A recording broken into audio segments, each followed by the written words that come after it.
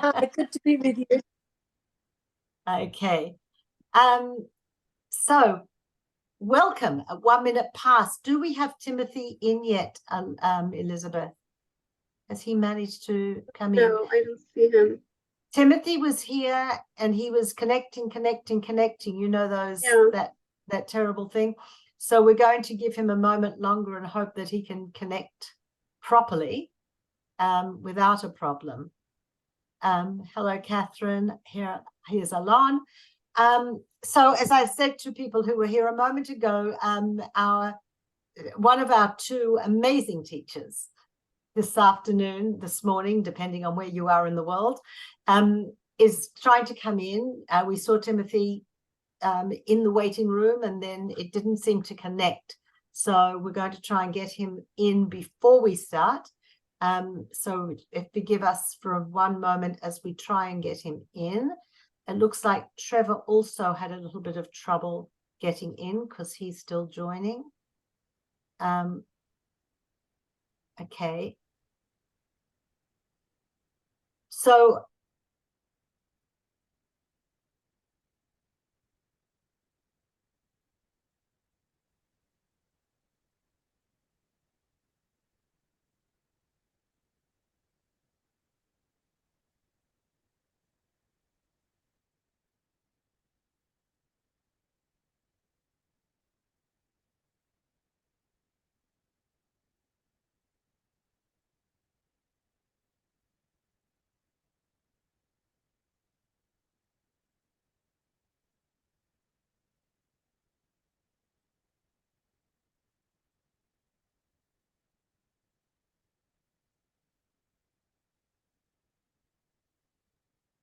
wow, now I'm back too. Have we got Timothy yet?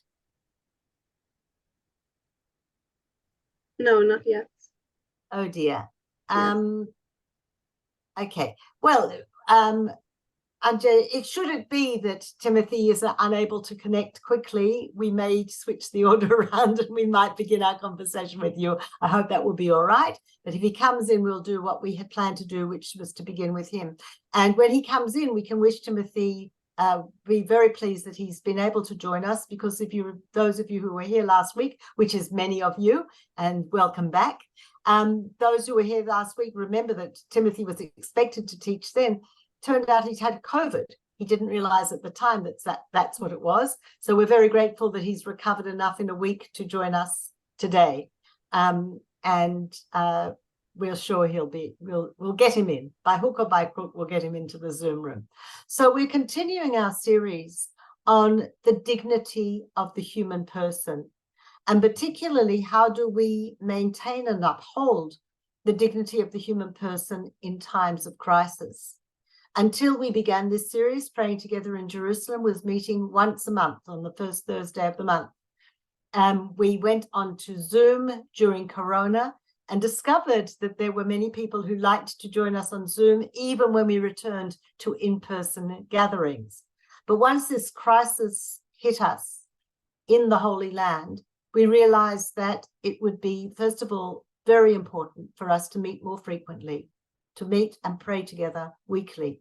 And we also realized that the difficulties of being in person were likely to prevent many people who might want to join us in person. We've gone on to Zoom. Next week, there will be an in-person option for those of you who are in Jerusalem, but we will also be on Zoom, and some of our teachers will be joining us uniquely and completely on Zoom.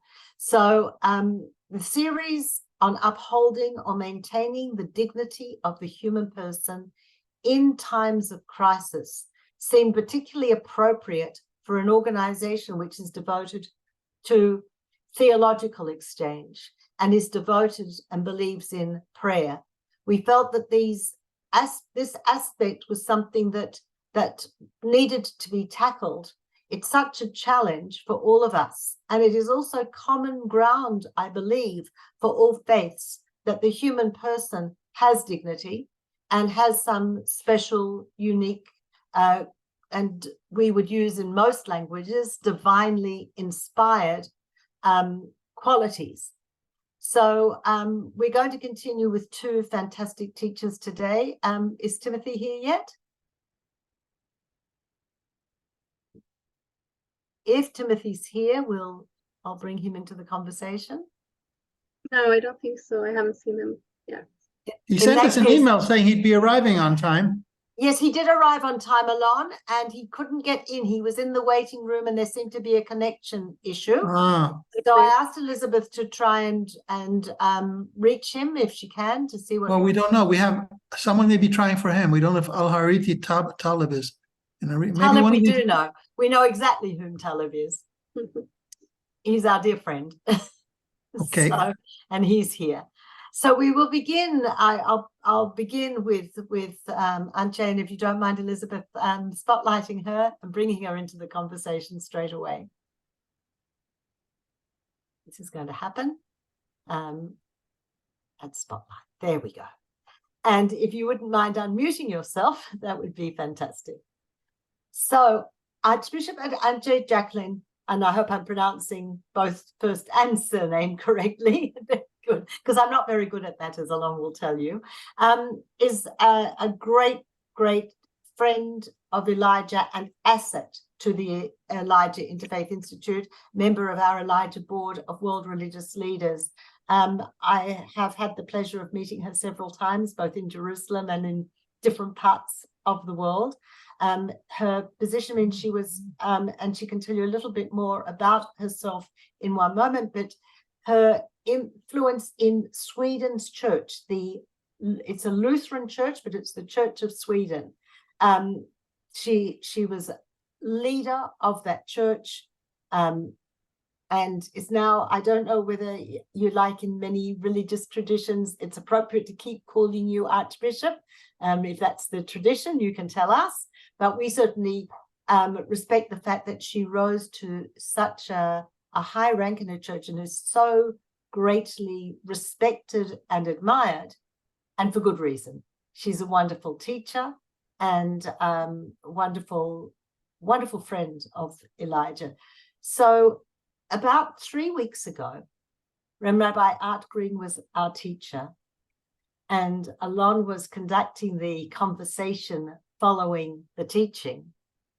He engaged with Antje on a question, a very deep question about what makes human beings different. And if everything is infused with the divine spirit, or divinity is in everything, when you talk about humans and being a human, what does it mean to be human? And that was the discussion where we left it. We had to cut off. It was time for us to move to prayers. And I said to myself, and I said also to Alon, we have to invite Antje back to continue this conversation. So I wonder whether I could just, with that opening, first of all, ask you to say a few words about yourself that I haven't said, or whatever you'd like to add, and then just pick up that thread of conversation about what does it mean to be a human, and is there something different about the divine characteristics of humans that are not found in other parts of creation? Thank you very much, Peta, for inviting me, having me back, and thank you for your generous introduction. It was a bit intimidating, but yeah, let me just add that, as you said, I was the Archbishop of the Church of Sweden, and retired a little more than a year ago. So my official title is now Archbishop Emerita. But I'm also happy that just recently I took up a part-time position at the University of Lund as a senior advisor, which is quite fun. It is based on my experience of leadership, but mostly I would say on being a theologian who has engaged with the dialogue between science and religion. That's my main area of research. And with the rapid development of AI technology, there are a lot of questions pertaining to religion and science and technology, and also to the topic of the day. What then is a human being if we have artificial intelligence? Of course, when thinking about what it is to be human, I always get back to, well, scripture that we share between Jews and Christians, the Hebrew Bible, or what we call the Old Testament, and the creation stories. And it's so fascinating that we have two different stories of creation right in the beginning of the Bible. And the more I think about it, the more I'm fascinated by the meaning of this. Because the first account of creation, the priestly one, is so well structured, and the main message in a sense is that God created order out of chaos. And you have this lovely structure of the days of creation. And there you have this important verse saying that God created humans in the image of God. To me, this notion, created in the image of God, is actually the basis for the Universal Declaration of Human Rights, basically. Because it talks about a dignity of the human being that you cannot construct from merely rational criteria. Because if you imply economic rationality, you would never be able to justify why we care for the weak, for those who cannot contribute much. It has to do with that we believe somewhere that humans have a dignity that you can't trample upon. Also, in that account of creation, of course, you have this humans given the task to take care of creation or to rule this, which has been misunderstood in so many ways. In the tradition I grew up in, we talked about the dominium terrae, the ruling over the earth, which of course, in hindsight, was used to motivate the exploitation of creation, with not least the climate crisis as a consequence of that. Maybe it's a good time to mention that as the COP meeting is starting just today. So that is the first creation account that gives us this sense of the dignity and humans having a special responsibility. And then the second account comes on, which where the main message actually is not that there is order out of chaos, but the main message is there is growth, there are relationships. And if you remember, it starts very earthy, with God taking dust from the Adama, from the earth, and creating this living being by breathing in God's spirit in the nostrils of this earth being, Adam. And this tells us that the God relationship is given with life itself. And I think I want to hold on to that thought, that the God relationship comes with life itself. And the second thing that happens in that account is that the human being is put into this garden to tend to it, to cultivate. Humans are the humans when they cultivate, both literally but also metaphorically, culture. And the third thing that happens is that this being encounters another being that is more like her than all other. It's the fellow human being. It's the neighbor. And then, as you all know, they do this thing, they eat the fruit they were not supposed to eat from. And what happens is that they realize that they are naked, and they feel shame and all this thing. That is like the self-relationship. So there's this fourfold web of relationships in this account: God, creation, neighbor, fellow human being, and self. Now, what's interesting is that modernity has sort of turned this upside down. Said it's the self relationship that comes first. It's I that is first, and then you, and then creation. And for those who are really brave, comes God. That's why in Sweden we have this standard of secular or even atheist thinking, which is a consequence of the I first and the God last. Many people say, I am not really religious, but, and I think that's an expression of this. If you would just relax and say, well, the God relationship is there with life itself. So let's relax and let's think about what that means. We would win a lot. So to sum this up, we have on the one hand this account of the dignity of the human being and the special task in creation. And we have on the other hand the human being firmly embedded in this fourfold web of relationships and in order. So creation is more than a story of design. I think that seeing both these sides together, both the first and the second account of creation, actually allows for a more sophisticated view on evil as well. But maybe I should pause there for a little while and invite a reaction or comment. Well, I think this is, you're taking us to a very important place, because you've given us two things to think about. Creation being order out of chaos.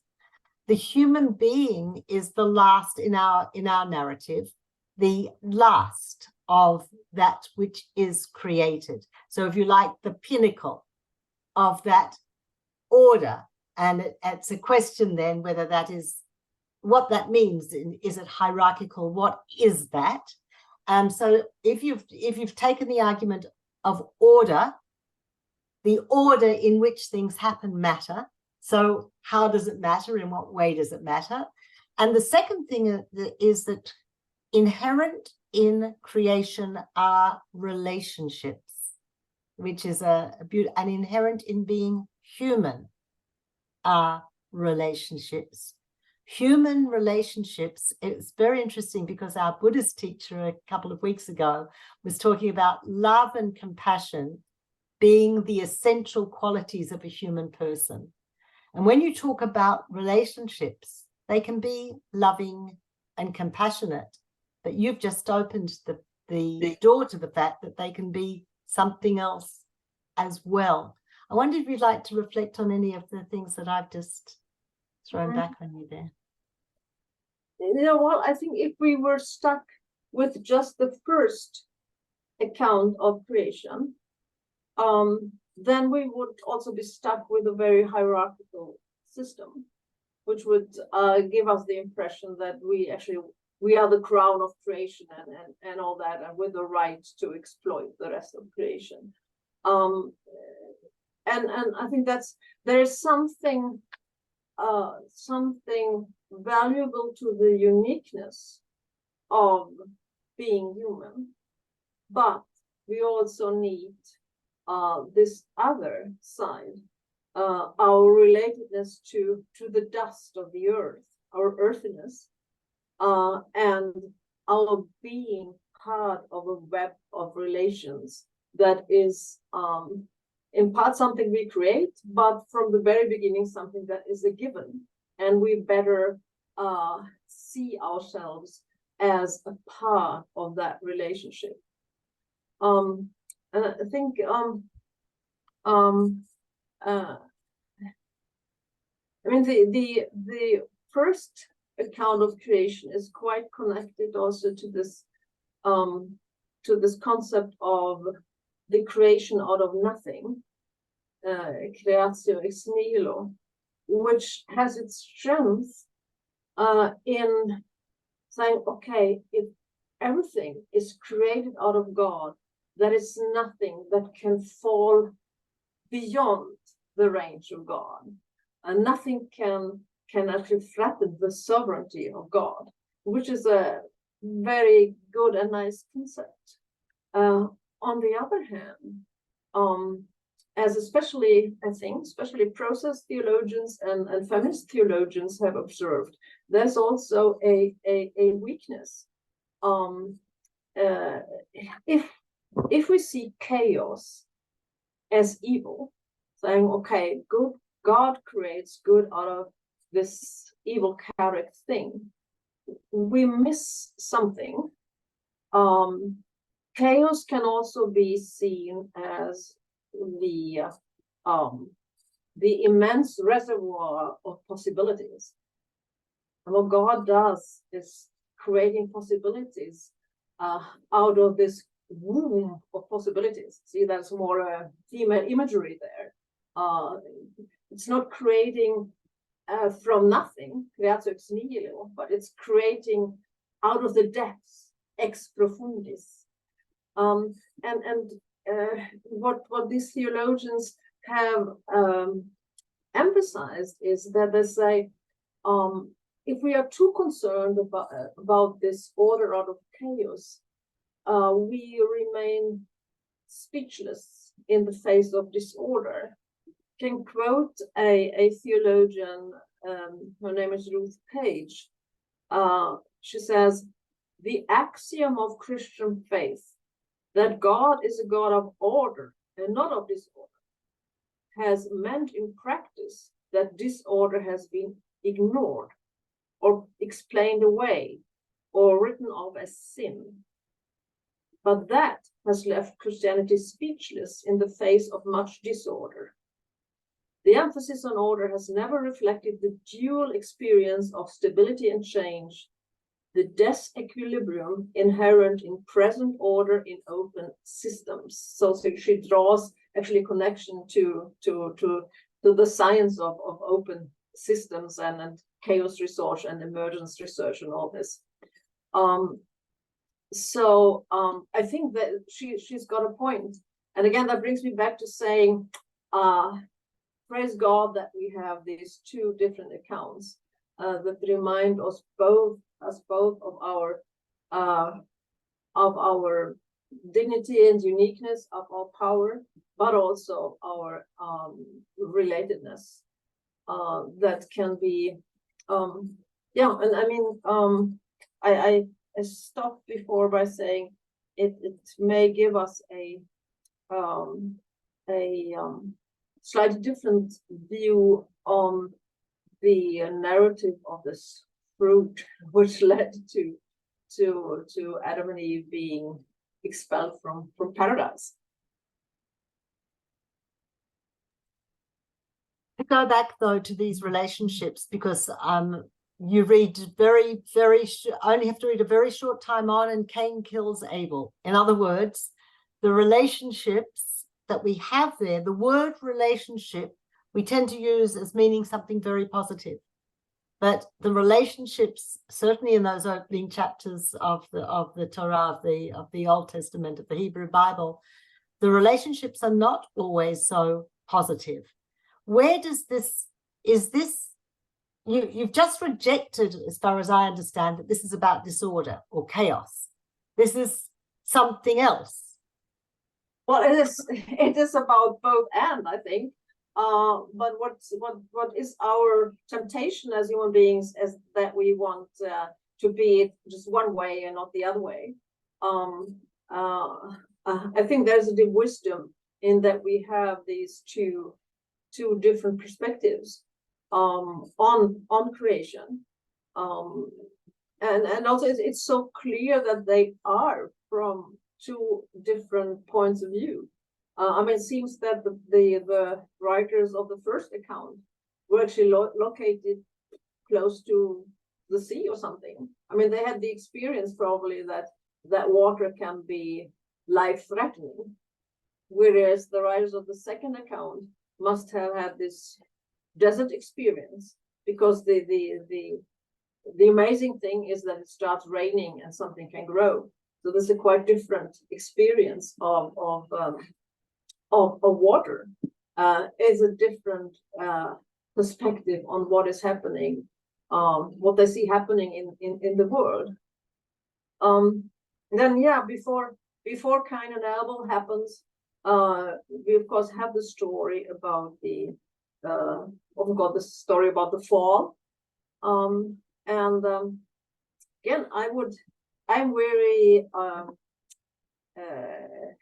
I'm very happy about the interpretation that the Danish philosopher and theologian Søren Kierkegaard gave regarding the fall, saying, well, this is a story that repeats itself in every single human being. It is the moment when the spirit awakes, when we get to see the freedom we have, and we look into freedom's possibilities. It opens like an abyss, and we get sort of dizzy. And in our dizziness, we take hold of something finite. And in that moment, the perfect freedom succumbs because we hold on to this finite. But in that moment also, we realize what it is to become guilty. So the alternative is ignorance and sort of dreaming state where the spirit is not awake, and the other is the spirit is awake, but we also have this this insight that to live as a human being also means to become guilty, to be a sinner also. So it's part of the dignity of the human being, seems to me you've just said, is the ability to sin. The dignity to? Part of the dignity of the human being is the ability to sin. Yeah, I think so. And this brings me to a story about Jesus from the Gospel of John. It's often said Jesus hates sin but loves the sinner. So in John 8 we have a story about the woman that is caught in adultery, and they bring her to Jesus. Doesn't say where the man was, the woman that's brought there, and they tell Jesus, now the law says stone her. What do you say? And Jesus bends down and says he wrote with his finger on the ground. So Jesus creates sort of the space in between where a lot can happen. Now the story says nothing happens for those who accuse the woman. They just keep on questioning. So they don't use this space that Jesus opens. They just keep questioning him. And then the story says he straightens up and says, let any one of you who is without sin be the first to throw a stone at her. And then he bends down again and continues writing on the ground. And the story doesn't say what he's writing. But this time they seem to get it. They walk away. And left alone with the woman, Jesus straightens up again and says, well, did they leave you? Has anyone condemned you? She says, no. And Jesus says, neither do I. And then he says this strange things, go your way, and from now on, do not sin again. He does not say, don't commit adultery again. He says, do not sin again. Now, Jesus surely must have known that she would sin again, because no human being can live without ever sinning. So what does that mean? And I think the way to understand is that he gives her the authority to be a moral subject. he empowers her. He empowers her to responsibility, or to play with the word, responsibility. She is able to respond to the call of being a full moral human being. Wow. So a full moral human being is empowered with choice and called upon for self-control. They are called upon, you know, when I've been in conversations about artificial intelligence and all this sort of technology wanting to create the perfect. And then I was end up saying, well, on one hand, we are longing for the perfect.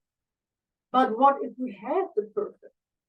I mean, we wouldn't be here having a teaching session, because we would know everything that you can know. So everything would be very boring if it actually was perfect. So is it human to fail? Yeah, it's not a good idea to romanticize failure. I mean, failures cause suffering. Of course, we know that in these days. But what is human about is that we want to take responsibility for our failures. We want to confess. We want to ask forgiveness. We want to work for reconciliation. I think that's the human way of doing it. I'm not saying it's nice to be wrong there. It's nice to fail. It's not that, but it's this, that we want to take responsibility. Again, and responsibility clearly is a relational term, isn't it? Respond. It presupposes relationship, and I think it presupposes this fourfold web of relationship with God, with creation, with our fellow human beings, and also to self. Sometimes you have to forgive yourself or seek reconciliation with yourself as well. You've given us so much food for thought, and we are going to invite you back to rejoin the conversation shortly, but Timothy is here. I hope he's heard much of what you had to say. I know he missed the very beginning because of internet or computer issues, but I wonder now, Elizabeth, whether you could bring Timothy down and we'll introduce him very briefly and ask him to introduce himself. Another dear friend of Elijah, Timothy Gianotti, has known Alon longer than I have, so that's a very long time, and has been a member. I remember, Timothy, I don't know if you realize, you had a great impact on me when you shared with me your decision, the history of your decision to become a Muslim and take on Islam. And you said you didn't convert, you found who you were. And it was, I don't know if you remember that, but you something deeply inside, and had that discussion that you had, or that explanation of your own spiritual path was very empowering to me and powerful to me, about the need for each person of faith to find who they are in faith, and a beautiful story. And of course, it's been a great pleasure to learn from you in many Elijah settings, and to see your contributions to our many publications. We are very pleased that you are well enough to be with us after not being well last week. We're very pleased you're here. I know there are some people on their call who've come particularly to hear you, came last week and came back again to learn from you. And we want to pick up on this conversation of the dignity of the human person. Very early in the series, Professor Marcia Hermanson, I know you know her as a wonderful Muslim teacher, spoke about the divine spark in every human being, and said that God is as close to each person as they are to themselves, because the divine is within. And I wondered whether, first of all, you would tell us, perhaps if you want to say a few more words about who you are, and then just pick up on this idea of what it means to have the divine within from a Muslim perspective, and whether this drives you or directs you, or what this means to you as a Muslim. Thank you. No, thank you. Wow, I would not say I won't use the language of pleasure right now, because we live in a time that is so painful and so serious. But it is a deeply gratifying thing and a hopeful thing that I'm back in connection with you, Peta, and with Alon and with Elijah, having a conversation that we hope and pray will have some benefit and some healing, and offer some pathways forward at a time when not every human being is being humanized in the media, and not every death is being grieved in the same way, and not every life is being valued in the same way. And terrible, unspeakable acts of inhumanity are being perpetrated and defended and justified. And so I don't want to deny our context in having this conversation. And I hope and pray that we won't get lost in the theoreticals, but that we will find a way. We will find a way, some nourishment and some insight and some light to go forth into the world after this conversation, inshallah. The one thing I think you may have misheard in that story way back when about my journey to Islam, or Islam's journey to me, is the question of choice. I've never thought of it as a choice, and I've never experienced it as a choice. And so it's we say especially in the more Semitic oriented traditions of the family of Abraham, we say that God writes certain things for us, and this was without a doubt written for me, and so making my peace with that has been part of my journey. Bismillah ar-Rahman ar-Rahim, in the name of God, who is the loving nurturer of the creation and the all-compassionate. We, of course, we're having one conversation as the heirs of the legacy of the covenant, as heirs of the family of Abraham, and so many of the points that were brought up earlier are points that echo within the Islamic tradition, of course. The story and this kind of grand depiction of humankind stuck between the two gardens, the garden from which we were banished and the garden to which we are being called, and what we do in this world between the gardens, what our resources are, what our responsibilities are. And so the mythic structures of the story are certainly shared.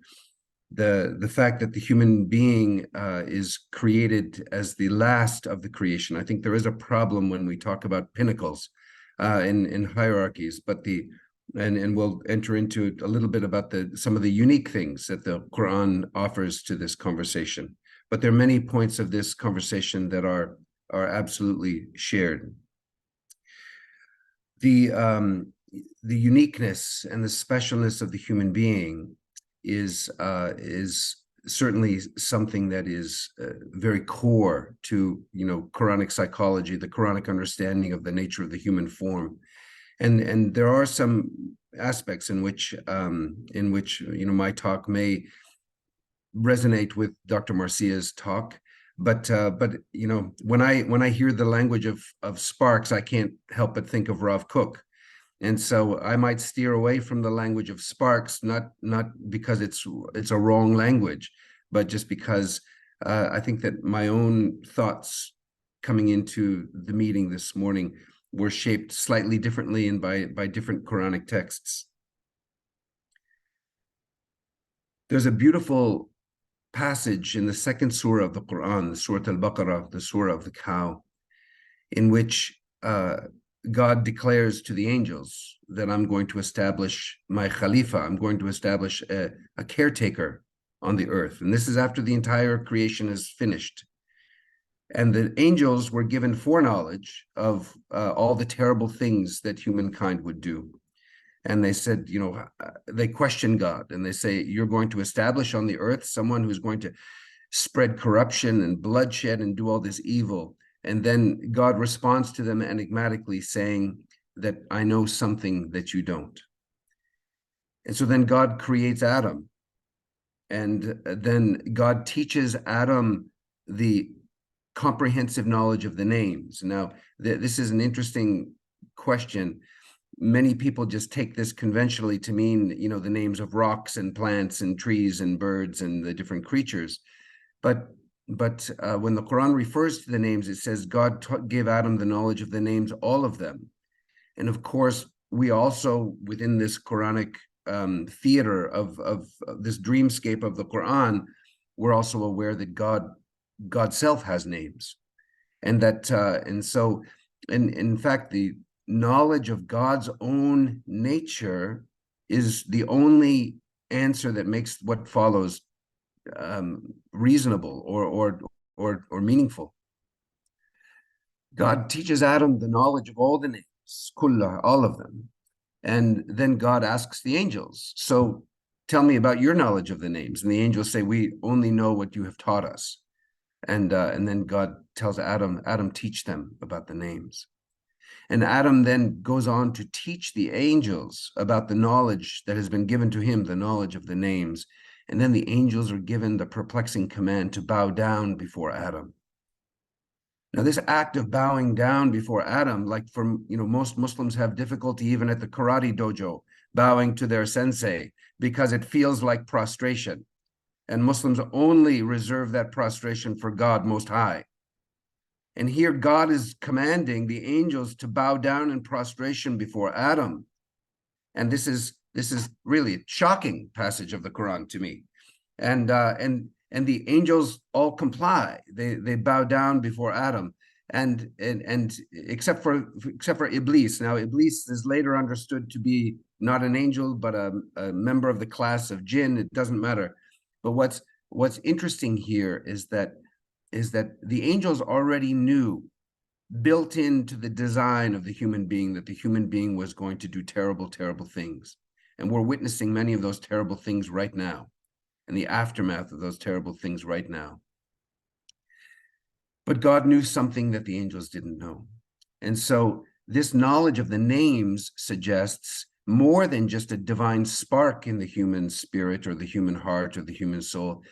It suggests that there is something theomorphic about the nature of the human being. We talk a lot about, in all of our traditions, about the human being being created in God's image. And often we mess that up terribly, and then we just end up recreating God in our image, and we end up with angry father gods, and we enter with gods that have favorites, and gods that we have all these human, projections upon the divine. But this idea that the human being then is a theomorphic being, and that somehow, some way, that the knowledge of God's own nature and the human capacity not only to know that, but the human capacity to embody that to our own limited extent in whatever way that we can, is precisely what brings dignity and beauty to the human form. And so this is why in the Sufi tradition, the heart is referred to as the Kaaba or the tabernacle. And it only really works if it's emptied out, as the Kaaba itself had to be emptied out, cleansed of all of its idols. And that the heart work of Islamic spirituality then is the work of clearing out a space for God's sovereignty to dwell within the Kaaba of the heart, the house of God, the tabernacle of God. And so there's no Quranic, from the very beginning, there is no Quranic naivete about the fact that the human being has this tremendous spectrum of capacity, from serving as a theomorphic vehicle through which God's own qualities can be embodied and manifested in the world, to being what the Quran later will call the lowest of the low, asfala safilin. And so we have this tremendous capacity. And I don't think that sin is the dignity of the human being. I think that we have to be very careful about that. But it may be that it is the the choice that can lead to a restoration of our theomorphic nature and our theocentric nature as human beings. It is that choice which can bring the nobility and the dignity and the beauty to the human form. And so it's interesting here because this can only happen when the human being is supremely effaced. It can only happen when we have surrendered our own investment in ego and selfhood in the face of our divine call to become channels and become theomorphic beings, where we are repositories of God's own qualities. And so again, the heart work of Islamic spirituality is about that gradual and persistent and tenacious effacing of the ego and the taming of the ego, and the understanding that our highest realization as stewards, as caretakers, is in that supreme effacement. And this is why Rumi, one of our mystic poets from the 13th century, says that, God is not glorified in your worship. You're the one who's glorified in your act of worship. And it's the act of reconnecting with that effacement and reconnecting with those divine forms and those divine modalities. That is what ennobles the human being. And so when it's interesting that when I hear about Kierkegaard, I didn't know this about Kierkegaard, and it's been too long maybe, and I'm getting too old and forgetful since I've read Kierkegaard, but the idea that the story of the fall is constantly repeating itself in the life of each and every human being. And I think of Sufis who say that in the very act of prayer, when the Muslim stands, this embodied act of prayer, when the Muslim stands and bows and then falls in a state of prostration on the floor, on all fours with the forehead on the ground, that in this act of prayer, the human being is falling with those primordial human beings and being raised up again. And so actually even the cycles of Islamic prayer have been connected to the mythic story of the fall of humankind. And wonderfully, liberatingly, in the Quranic narration of the story, it's not Eve's fault. There's no one blamed. It just says we were led astray by Satan. That's all it says. And so Eve is kind of off the hook here, and woman is off the hook here. And so, but when we're talking about this, we're talking about the idea then that the story of the fall and the dynamics of that fall, including the dynamic of being lifted up again, right? And the dynamic of, after having been cast out of the garden, that immediately then Adam comes to God with repentance, and God comes to Adam with revelation, and prophecy begins. The dynamic of prophecy begins as the restorative mechanism that is operated in this bleak world between the gardens. And so this is kind of where we are. And so I think that it is precisely in the reconnection to that ultimate role, that ultimate responsibility, that the human being in her or his highest realization and manifestation is a being that understands herself to be fundamentally responsible for others, for the creation, and for obviously, and I like that fourfold relationship. That's a beautiful way to talk about it, and to talk about all of the dynamics and modalities of that. But it's that the human being cannot enter into that God-given intended dignity so long as we do not embrace this deep sense of responsibility for others. And I guess the last thing I'll say, and this is very much speaking to the current situation, it is perhaps for all of these reasons that the Quran says that to kill a single soul unjustly is tantamount to slaughtering all of humanity. And so the incredible weight, incredible moral weight that is given to the value of the human person, the individual human person, is undeniable in the Quran. And I think that this is the gravity of what is happening now in the industrial scale at which human beings are being slaughtered right now. The moral gravity of that and the weight of that is beyond Quranic reckoning. I mean, it's just it boggles the mind. But the hope is that even in the midst of this atrocities, and I'm not saying that the atrocity is only on one side here, but even in the midst of this dehumanization and slaughter and desensitization to the slaughtering of human beings and God knows the degradation of the environment and all of this violation happening, the angels knew all of that. The angels saw all of that because God had given them foreknowledge of all of that. And in the midst of all of this, hope is not lost because God says to the angels, I know something that you don't. And so that is where we place Islamically, that is where we place our trust, is in the mystery that even in the midst of all of this, and even in the midst of our own transgression, that somehow, some way, God is calling us to something restorative and beautiful and ennobling, and I guess always calling us to what the Quran refers to as the most beautiful form, because God says that we created the human being in the most beautiful of all forms. And then we reduce that human being to the lowest of the low. And so there is this dynamic, this human dynamic. And so I guess we come back to hope, we come back to divine promise, and we come back to the necessity of making choices that are informed by these luminous teachings. I'll stop there.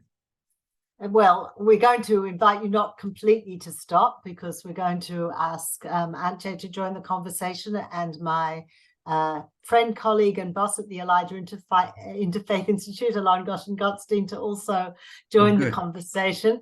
But I did want to say, Timothy, but while Alon is coming in, that one of the things that was fascinating for me, that you and Antje shared the language of fall, whereas I might have added it as a third stage of creation in Jewish tradition, that human beings are not fully created. And there's this expression, God puts garments on Adam and Eve, puts clothes on them, puts skin on them. And one of the interpretations is that's the completion of the creation, is only after we have exercised choice.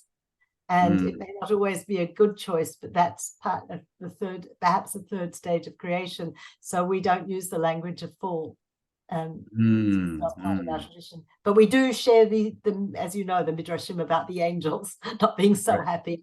Alon, I'm going to remove myself from this lovely little circle and invite you to join our two teachers in a conversation.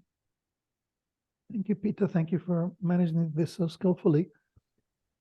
Is there anything that one of the two of you might want to say to each other, having listened to each other, before I put in my 2 cents? Well, if I may, just a comment on the choice thing. I think in the tradition of the Lutheran Church, this is a little more of a tricky concept, because Martin Luther was not all too convinced that we have choice in all respects. In fact, he was making this difference between choices before the world, like in human relationships, and choices before God. And there he said, well, we can't make it, we can't just receive, this is grace, right? And the strength and the beauty of this saying, that is where you receive, is freedom.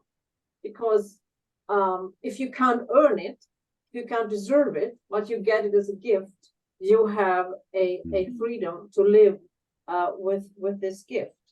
And also there is when it comes to becoming theomorphic, I think the Christian tradition has several takes on that. I mean, in the Orthodox tradition, the Eastern Orthodox tradition, we have this concept of theosis, of becoming divine, the divinization. And traditionally, one said, oh, this is so opposite to what Martin Luther says, because Luther says, no, humans are not meant to become divine. Humans are meant to become human. That is our greatest task, to be human. Now, if you lift it up to a higher level, you can say that the difference is not that big, because even in Luther, there are sort of mystical traits that can be interpreted to it's some way of theosis and divinization. But still, I think the plea to humans, don't strive to become God. You're not meant to be God. Strive to be really human. And of course, that brings me to also the priority of love. I mean, it's not for nothing that Paul in 1 Corinthians 13 points out faith, hope, and love as abiding, but love as the biggest, the greatest among them. And I think that is also the key to why we can share wisdom with each other across traditions, and we see there's something greater we have in common than other particularities of our traditions. All of those points are beautifully made and well received. Thank you so much. I think that we could probably spend an entire day talking about this, but you're absolutely right. So our call is not to become divine, at least Quranically understood, but the call to become fully human is inseparable from the divine qualities that God has given us share. And so there is a mystical inextricability about becoming human and becoming an ever more faithful and translucent repository of the divine qualities in which God has given us a share. So,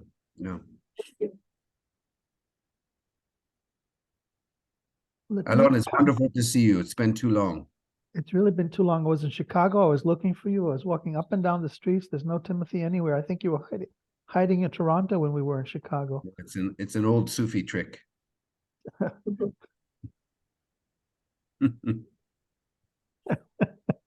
That's a good line. Okay. Rather than posing questions, I'm going to offer brief response, reflection, and then ask both of you to respond to it as I pick up or converse or riff on what you've said.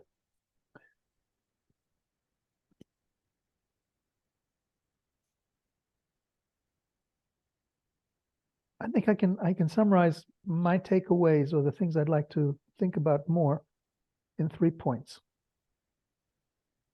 The first is the centrality of the heart that Timothy spoke about. And going more deeply is the recognition of the image of God as divine attributes and qualities in us.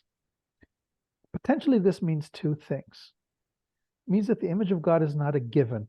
It's something that has to be cultivated, or at least brought into potential, or at least it's there, but we have to live it fully. That then becomes a challenge in 2 ways, both for the person who has to practice it.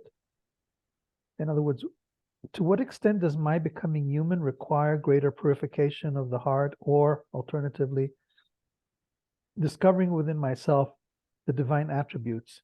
There is one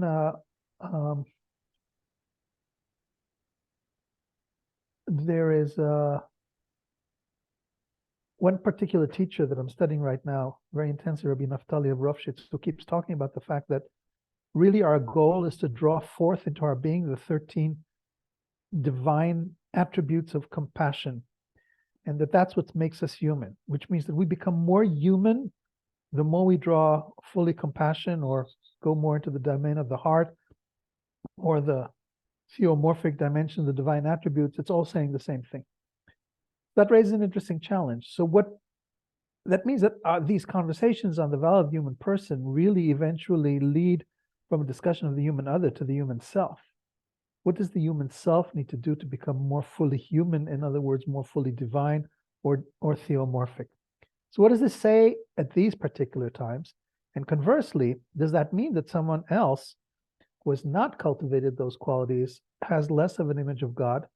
And is their life in some way less valuable? Even if it is not less valuable, how do we relate to the fact that the image of God is not something static, but something dynamic that has to be brought out and realized and fulfilled? So that's one interesting challenging that emerged. I want to say that several sessions ago, I got a call from a member of the board of Elijah leaders, Sister Isabel, who used to be the prior of the monastic order of Bethlehem, who has been following many people follow our sessions, not in real time, but on Facebook later. So she was watching the segment and she called me and said, you know, Alon, the real challenge is not just what the value is, but how we ourselves, in view of this understanding of the human person, transform our hearts.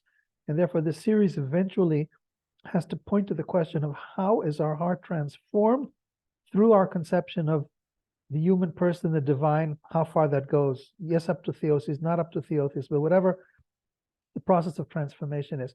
And I think Timothy took us there today with this, with the dual reference, both to the heart and to the attributes of God within ourselves. And I think, therefore, what does it mean to think of the image of God as something dynamic? The second point I want to make is a challenging one, and it's better to challenge myself and my own tradition, and then to expand the question. As you know, Timothy, the statement that whoever kills one person kills an entire world, or preserves a life preserves an entire world, is found in rabbinic literature. And for people who have a historical view of the evolution of the Quran, would have made it from Jewish sources to Muslim sources, with one significant challenge. There are two versions of this statement in rabbinic literature. One version says, whoever preserves the life of Israel, of a Jew, preserves the entire world. And another word says, a person. In other words, there is a broader and a narrower application. Now, what some people might recognize what you say, but limit it to the people of their own, and others, again in the tradition, would recognize the full universality of it. I want to ask, what are the forces within each tradition that prevent this beautiful, luminous vision from being realized? So I can say in the case of Judaism, there's this strong ethnocentric strain that potentially limits the universal dimension and says, oh yes, it is like the whole world, but we're talking about Jews, we're not talking about the whole world. If everything were as luminous and loving and purifying, people wouldn't be murdering each other, and regrettably, some of them do so while shouting Allahu Akbar. What are the forces within the traditions, in the plural, that prevent these teachings, that go against them, that win people over, so that some other force becomes more powerful than these beautiful teachings that we're concentrating on? That's the second question that I come away with listening to this conversation. And the third question that I'm coming up with is this really very inspiring theological reflection that Antje gave us on Genesis. And it's twofold. I had never considered that the creation of man completes the process of chaos coming into order. You quoted some Swedish theologian, you can maybe say the name later, but that's not crucial. But the whole notion of seeing chaos into order, in the order of creation, and then the human person. Now, what does that mean? Sorry. Does this mean that the human person is the fulfillment of the order in a hierarchical sense, as the plain text might be? Or that because creation is entrusted to the human person, as Genesis 1:26-27 says, and as Timothy beautifully explained in terms of Adam being the Khalifa, does that mean that the human person himself has a responsibility to ensure order? I believe, unless I missed this in what you said, Antje, it seems to me this point is something that's deserving reflection. Are we simply part of the order, or are we entrusted for maintaining order in the face of chaos? And therefore, that touches both on the fourfold order with the beautiful presentation of starting from I to God and God to I, getting the order of values and hierarchies in life correct, that one dimension of it, and then the order of what does it mean as the human person having responsibility for the overall well-being. And I'm very, very grateful to you, Antje, for mentioning that COP28 begins today. All of us know how much Elijah has been invested from COP27 onwards. So in fact, the whole question of the dignity of the human person, which we've started in the context of the local Israel-Gaza conflict, really now, through this analysis of Genesis, takes on a new dimension, which is in relation to creation. So until now, most of the conversation is lordship, ownership, responsibilities, but somehow framing it in terms of from chaos to order also gives it a potential new dimension to ask the question of what is our responsibility in relation to all of nature. So these are the thoughts that I take away, and I'd like to reflect them back to the two speakers and see if I get any echoes. Especially challenging, of course, is the second question, because that's the obstacles within each of our traditions. Why is it when we get together, we say such beautiful things about our traditions, and yet something else goes on in the name of our own religion on the ground? So, you know, what's happening? Where's that incompatibility, and how do we deal with it? I don't know who amongst you wants to go first. Well, let's just dive into the toughest stuff first, shall we, Alon? So we might as well. Go ahead. Yeah. So interestingly, when the Quran offers this teaching about the sacrosanct nature of the human being, and it does it by reflecting. And we taught the children of Israel, we taught the children of Jacob, that the killing of a single soul, min dun al-haq, outside of justice, without justification, is tantamount to slaughtering all of humankind. And so this is the Quran's own. So the Quran is conscious of the fact that this is a recycling of Judaic material, and it presents the teaching as not as an abrogated teaching, but it's remembering that we've already taught this, and we taught the children of Jacob this lesson.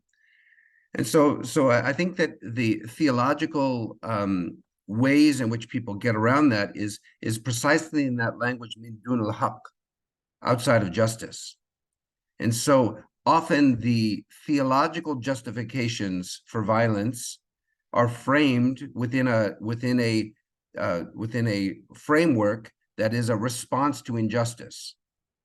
And so it is the presence of injustice, which then theologically, at least within the Muslim fatwa, that would justify a violent response or a life-threatening response. That often that this is a response to the idea that justice itself has been so terribly violated that the only reparative mechanism is to intervene in this way. And so I think that this is how, at least when I and I've been fascinated by this in a sober way over the years, from 9/11 until now. Like, how is it that acts of tremendous inhumanity can be justified within an ethical, a monotheistic ethical imperative framework that sees the sanctity and the inviolability of the human form as in such strong and clear terms? And so I think it's always connected to the idea that the violence is a response to the violation of oppression and the stripping of rights and the stripping of properties and all of those things.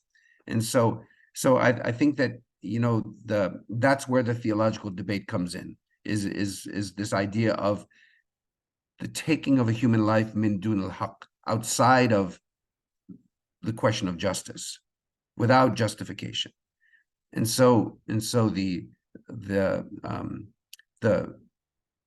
violence then, that the only way that violence could be theologically justified then would have to be in a extremely demarcated and proportional way, and certainly the Quran also, of course,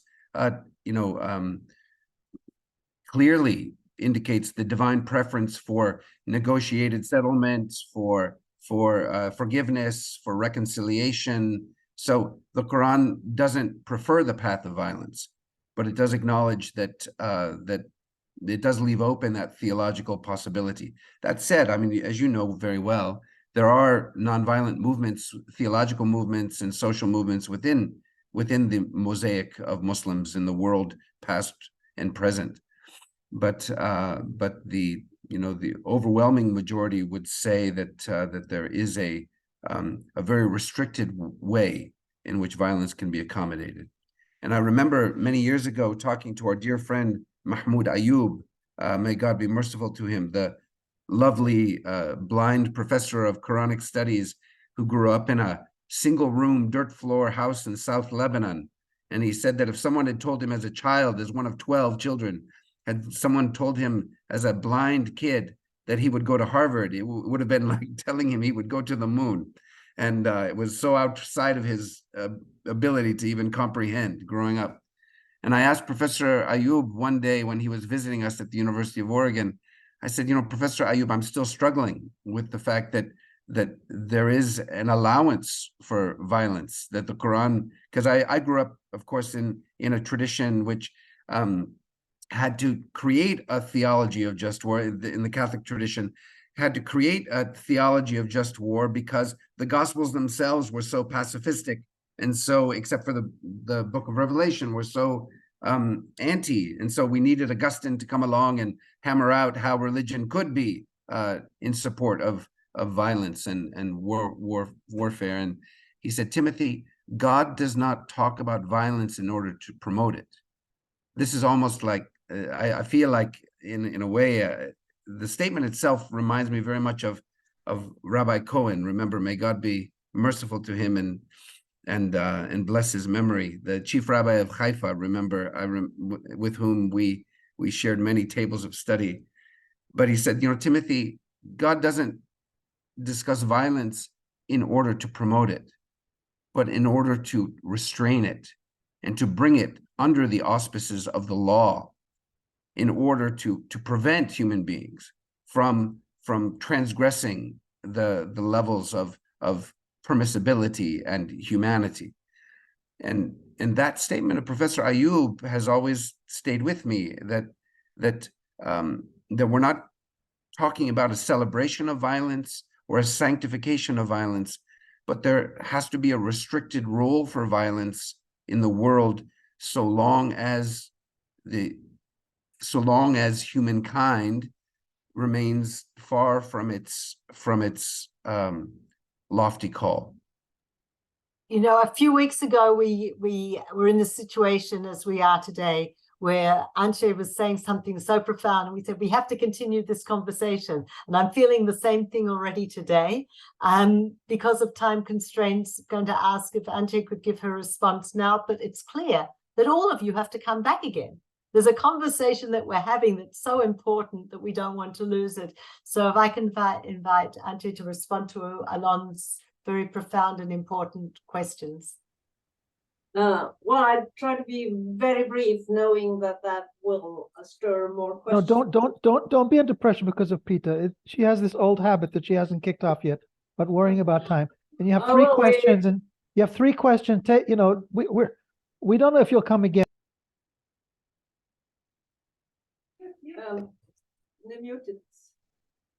You're muted, Alon. Alon, I accidentally muted you. Oh, I didn't know if it was accidentally or intentional. But it was First you curb them, then you mute me. However, this is praying together in Jerusalem. In 5 minutes, we're going to do the blessing. Go ahead. So just don't be under pressure, Antje. Oh, okay, I will go ahead and try to be brief. The first question about the transformation of the heart, about practicing cultivation and so on. I think the perspective from a Christian tradition would be the concept of sanctification, which is built upon, so to speak, the doctrine of justification. That is, the person that can accept that he or she is justified by grace and receive that through faith is also free to work on sanctification. So practice is part of it, but I wouldn't say that the concept of the image of God is dependent on how much you have practiced.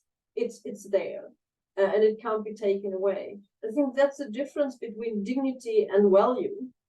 I've been struggling with in Sweden, the Swedish translation of the first article of the Declaration of Human Rights, where it says that everyone is born equal in rights, born free and equal in rights and dignity, or dignity and rights. I think that's it.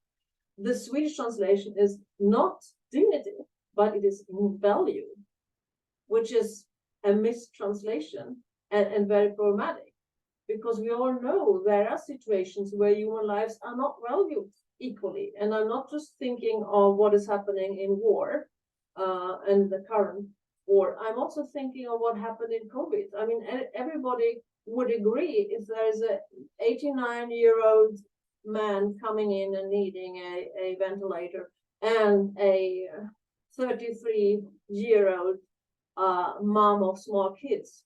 I don't want to say, well, let her go first, of course. So there's a difference between dignity and value. It's not an easy one, but there is a difference. And I would say the Imago Dei goes with the dignity, and that is always there, regardless of how sanctified or not sanctified you are. The second question, what are the forces that prevent this from being realized? I think in a Christian tradition, again, the answer would be original sin, which is not the same as hereditary sin. It's not inherited, but it is not biologically inherited, but it is the sin, the power of sin that in one way or another determines or is influencing our lives. We are shaped by the sin of our forebears, put it that way. And one of the symptoms is that we have such a hard time to distinguish between needs and desires. I mean, part of that is what we are seeing in the Declaration of the Environment. But it is difficult. We have for a long time said, well, it's so self-evident. Peace is the way to peace. Peace is the way to peace. That is our theology of peace. But then we realize, how do we frame that theology in a situation? And the questions were actually awakened by the war in Ukraine. How do we phrase a theology of peace when self-defense becomes a necessity? And there are no easy answers to that, I'm afraid. That's a work in progress. And then the third question is, are humans the guardians of order? I think that is in a sense, a dangerous concept, because it is a variation of the pinnacle thing, that humans are the pinnacle of creation. I would again go back and say, well, yes, humans are created in a way that gives us, or evolution has shaped us in a way we have come to be a species that has special traits and special responsibilities. But I would not say that we are the guardians of divine order. Since that reading from process theologians and feminist theologians, but they weren't Swedish. They were, I think the one was somewhere American and referred to, and one was from Scotland. They are, in a sense, problematizing the whole notion of design in order as the main concept. It is a concept, but I would always put it alongside with the concept of relationality, because otherwise I think we end up very easily in the blind alley of patriarchy and a hierarchy that is not beneficial to creation. This last point, since we're probably going to be having these sessions for a while, so we can already create an agenda. This last point about relationality versus responsibility, that's worthy of a conversation in and of itself. What do the two of you see as the unfinished business of this conversation in view of the fact that Peter's going to try and cut off my microphone? Because we're praying together in Jerusalem, and both Timothy and Antje are going to offer a prayer, as are you. I just want them to finalize what they see as the unfinished business that we can take on for our next session. Everything. Again? Everything, I said. Everything. You know, I think, Alon, I think that the longer I do this, the more appreciative I become of practice and method and implementation. And so I think that if we were to talk about, let's say, this process of becoming human, and we don't need to get too involved right now in whether that means becoming divine or what the difference is, but it seems to me that we should, you know, at least for me, I feel like we need to start looking at restorative practices, reparative mechanisms within our traditions that facilitate that process. To me, it's important at some point for us to step out of the theoretical and to begin to think about how do our traditions actually then promote this, and how can we learn from one another in terms of the practical experience or the practical process of becoming human. And so I think that's certainly I would see that as a next step for this working group, let's say. And I think also, you know, when we the question about the sanctity of each and every human being, whether they are fully realized theomorphic luminous souls or whether they are or something else, something other than that. I think that we're often tempted to join the chorus of the angels in the Quran and to say that, look, you know, these people are messed up. Look what they've done. They've done this, they've done that, and there's no hope. I think that's where we need to hear the echo as we dehumanize each other and devalue each other and look condescendingly at people who may or may not be reflecting this process or a commitment to this process in the same way. I think that we need to hear that voice of God saying that God knows something that we don't. And that is that even the lives of those people that seem to be far from this ideal have inherent value and may play a role that is beyond our thought and imagination. And so I think those two things to me are you know, standing out as, because we somehow in the midst of what's happening in the world, we have to be practical about, okay, so how is it that we can actually become human in the midst of an inhumane moment?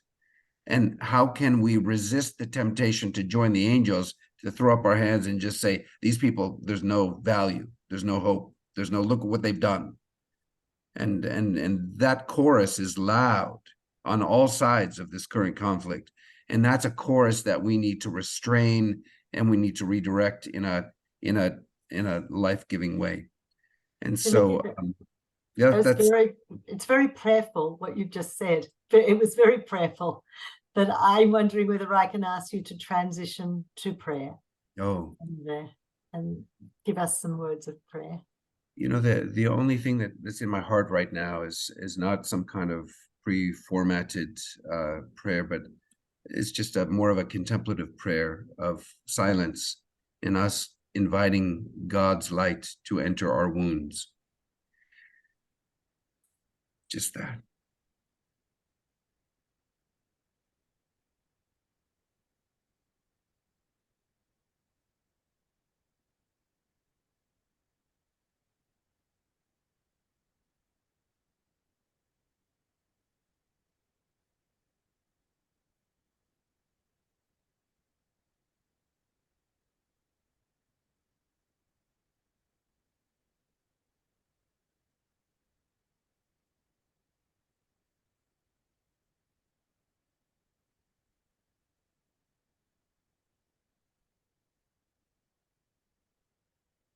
Yes, a prayer for God's light to enter our wounds. Thank you so much, Timothy. Antje, I wonder whether you could offer a prayer for us or with us, lead us in a prayer.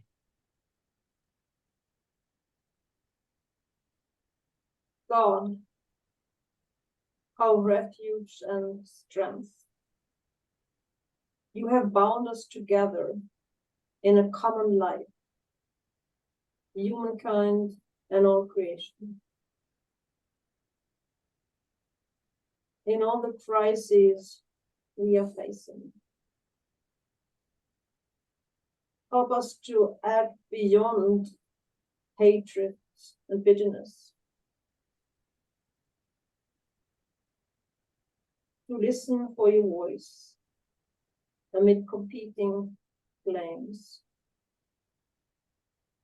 to watch out for your light in the darkness, and to work together with mutual respect so that we become human and be human in the midst of the inhumane. Help us act and work for peace and well-being for people and creation. You who can make all things new and make new things. In your mercy, hear our prayer. Amen. Amen. Alon, would you offer us a prayer, please? I'll offer us a song. I was thinking about the point that Timothy raised about the heart, and what I then refer to as the purification of the heart, and Antje also echoed that. So this takes me to Psalm 51.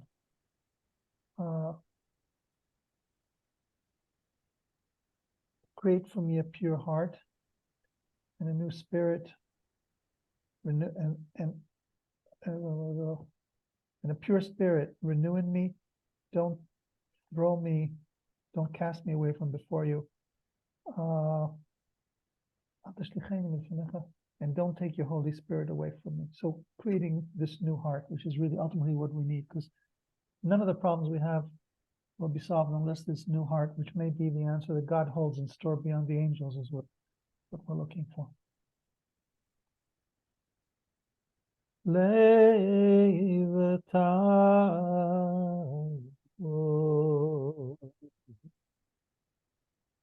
Bralik Elohim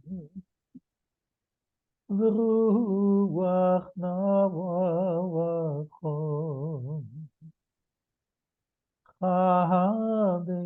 Chadesh bekirbi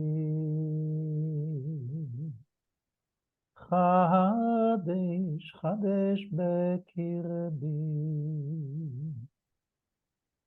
Leivetaho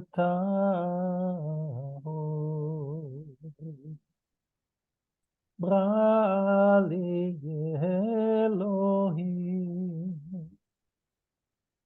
ורוח נחו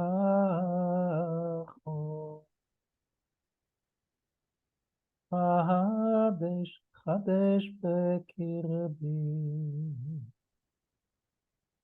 אל תשליכני מלפניך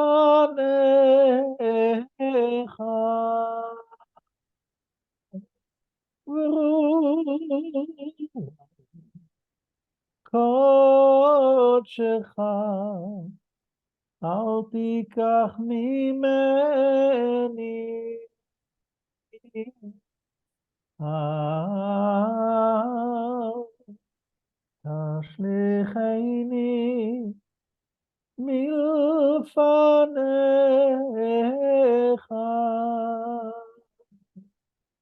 ורוח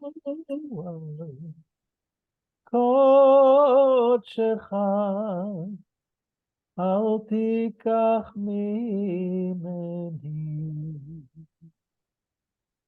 עולה וטהור ברא לי אלוהים ורוח נחו חדש חדש בקרבי חדש חדש בקרבי אל תשליכני מלפניך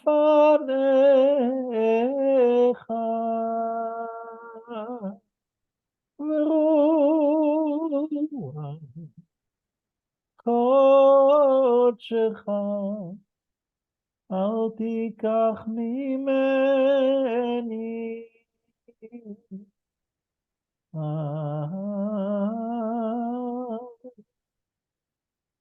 תשליכני מלפניך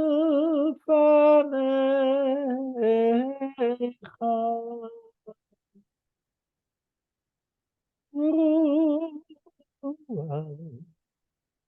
קודשך אל תיקח ממני.